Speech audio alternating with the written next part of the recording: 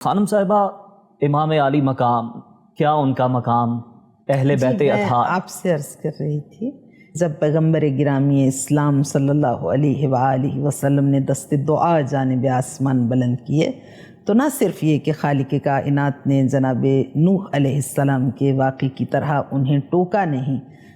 کہ جیسے ان سے فرمایا تھا کہ یہ بیٹا تیرا اہل نہیں، بلکہ بارگاہ حق سے خطاب آیا یا ملائکتی و یا سکان سماواتی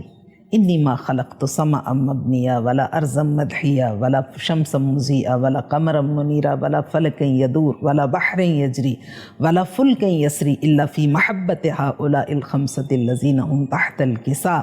کہ اے ساکنین عرش، اے ملائکہ گوش برآواز ہو جاؤ، میں نے اگر آسمان و زمین کو پیدا کیا ہے، اگر یہ نیلگوں آسمان کا شامیانہ جو تمہیں دکھائی دے رہا ہے، یہ دریاؤں کی امواج اور ان کی امواج پر رواں ان بہتی ہوئی لہروں پر رواں کشتیاں، اور یہ نظام عالم اور یہ منظومہ شمسی اور یہ کائنات، تو فی محبت ہؤلاء الخمسۃ الذین هم تحت الکساء، یہ نفوس طیبہ ہیں جن کی محبت میں میں نے کائنات کو وجود عطا کیا۔ تو پیغمبر گرامی اسلام صلی اللہ علیہ وآلہ وسلم نے اس میں جو ان نفوس طیبہ کا تعارف کرایا ہے وہ یہ ہے کہ انہم منی وانا منہم، علی مجھ سے ہیں اور میرے دین کی بقا وجود علی سے وابستہ ہے، فاطمہ مجھ سے ہیں اور میرے دین کی بقا فاطمہ سے ہے، حسن مجھ سے ہیں اور میرے دین کی بقا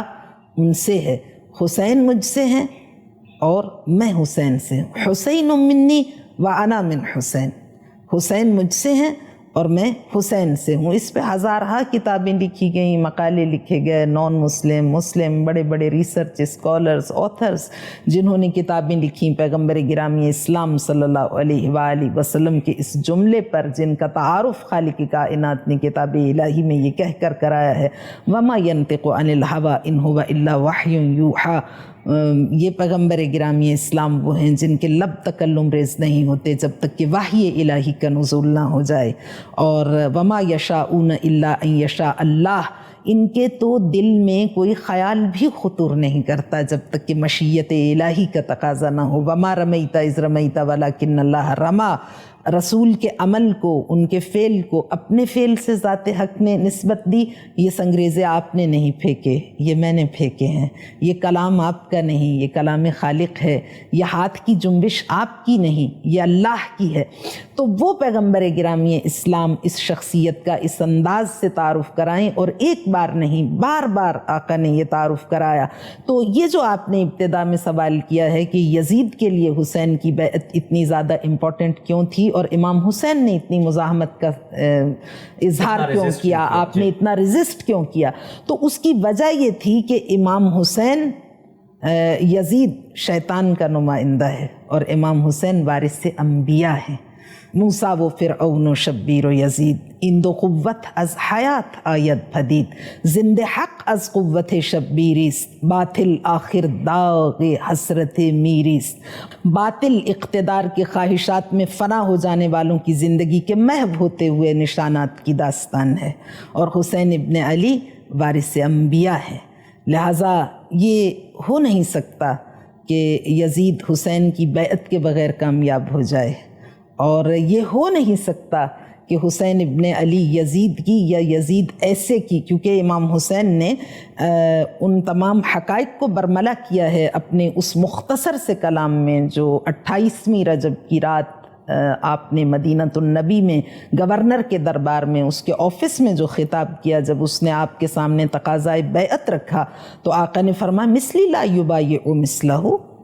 آقا نے ایک اصول قیامت تک کے لیے سیٹ کر دیا، مثلی لا یبایع مثلہ، میرے ایسا، یعنی ایک ذمہ دار، ایک پریکٹسنگ، ایک رسپانسبل، ایک مذہبی، ایک شریعہ اسلام پر چلنے والا، ایک محمد عربی کا کلمہ گو، آقا نامدار صلی اللہ علیہ وآلہ وسلم کا امتی، خواہ وہ کوئی بھی ہو، اگر وہ ذمہ دار ہے، اگر وہ فریضہ شناس ہے، اگر وہ پریکٹسنگ ہے، تو لا یبایع مثلہ، وہ یزید یا یزید ایسے کی بیعت نہیں کر سکتا۔ کیوں؟ اس لیے کہ یزید کون ہے؟ رجل شارب الخمر، جو شراب پیتا ہے، شراب پیتا ہے، رجل شارب الخمر، اور قاتل النفس المحترمہ، اور وہ بے گناہ انسانوں کا قاتل ہے، اور فاسق، وہ فاسق ہے، وہ پبلکلی فسق و فجور کا میجر سنس کا ارتکاب کرتا ہے۔ لہٰذا در واقع کربلا یزیدی اسلام سے حسینی اسلام کو، بلکہ کہنا یوں چاہیے کہ یزیدی اسلام سے محمدی اسلام کو جدا کر دینے والے مکتبہ فکر کا نام ہے۔ غور فرمایا آپ نے؟ اور اسی وجہ سے واقعہ کربلا کی اثر انگیزی اتنی زیادہ حیران کن ہے کہ کائنات غرق حیرت ہے، اور چشم فلک حیرت سے دیکھ رہی ہے۔ کسی واقعے کو تاریخ انسانیت میں وہ وقار، وہ عظمت، وہ شہرت، وہ بلندی، وہ عزت نہیں ملی جو واقعہ کربلا کو، جو میر کاروان کربلا نے میدان کربلا میں بحر حق در خاک و خون غلطیده است، پس بنای لا الہ گردیده است، جو حسین نے اپنے خون میں لوٹ لوٹ کر اسلام کو حیات ابدی اور حیات جاوداں کی خیرات عطا کی ہے۔ تاریخ انسانیت میں ایسی کوئی مثل و نظیر نہیں ملتی، اس لیے کہ فرزند رسول نے اس پہ بڑی کتابیں لکھی گئی ہیں، ریسرچ کی گئی ہے کہ یہ واقعہ کربلا اپنی اثر انگیزی کے حوالے سے دنیا انسانیت کا اتنا منفرد اور بے مثل و نظیر واقعہ ہے۔ تو در واقع حسین ابن علی نے مقاصد بعثت انبیاء کی حفاظت کا جو ذمہ اٹھایا، اور جو آقا نے، جیسا کہ حکیم امت علامہ اقبال ایسی نابغہ روزگار شخصیت، جن کے لیے میں ہمیشہ کہا کرتی ہوں کہ جن کی پر پرواز تخیل شہ پر جبریل کے ہم رکاب ہو کر ہفت افلاک کی بلندیوں تک پہنچ کر طائران معانی کو تہ دام کرتی ہے، اور جو الفاظ کے شاعر نہیں معانی کے شاعر ہیں، پہلے سوچتے ہیں پھر بولتے ہیں، اور جب بولتے ہیں تو موتی رولتے ہیں۔ تو حکیم امت علامہ اقبال ایسی شخصیت کی نگاہ جب واقعہ کربلا اور میر کاروان کربلا کی عظیم الشان شخصیت پر مرتکز ہوتی ہے تو وہ کہتے ہیں کہ در نوای زندگی سوز از حسین، اہل حق حریت آموز از حسین۔ وہ کہتے ہیں کہ کائنات میں جب مردان حر کا تذکرہ ہوگا اور دنیا انسانیت میں جب آزادی کی تحریکیں چلیں گی اور انصاف پسند اور حریت طلب افراد جب منظر پر آئیں گے، منظر نگاہ پر، تو ان کا قافلہ سالار، وہ کسی بھی مکتب و مذہب سے تعلق رکھتے ہوں، ان کا قافلہ سالار حسین ابن علی ہے۔ در نوای زندگی سوز از حسین، اہل حق حریت آموز از حسین۔ حسین نے، کیوں ہم کہتے ہیں ذکر کربلا ہونا چاہیے، اور یہ بھی اعجاز ختم رسل ہے، یہ معجزہ دانائے سبل ہے کہ یہ آج تک 1400 سال گزر جانے کے بعد ایک لق و دق صحرا سے نکل کر کربلا ایک ایسی جگہ سے جہاں پہ میڈیا بھی نہیں تھا، کائنات کی فتوحات کے سفر پر رواں دواں ہے اور کائنات کی تسخیر کے سفر پر رواں ہے، یہ بھی معجزہ ہے، اور یہ در واقع اس قربانی کا اخلاص ہے بارگاہ خدا بندی میں، اس کی قبولیت کی منزل ہے۔ تاریخ شاہد ہے، طول تاریخ میں بہت سی رکاوٹوں، بندشوں، پابندیوں کے باوجود ہر سال ذکر حسین پہلے سے کہیں زیادہ پرشکوہ انداز میں اپنی معجزانہ کیفیات کے ساتھ حق و صداقت کی لازوال دستک بن کر سماعت انسانی پر حق و صداقت کی لازوال دستک بن کر پیغام حق کے ابلاغ کا ذریعہ بنتا ہے۔ اگرچہ ہر دور میں مکتب اہل بیت سے تعلق رکھنے والے افراد اس ذمہ داری سے بھی آگاہ رہے، انہیں وہ کبھی غافل نہیں ہوئے کہ حسینی پیغام کو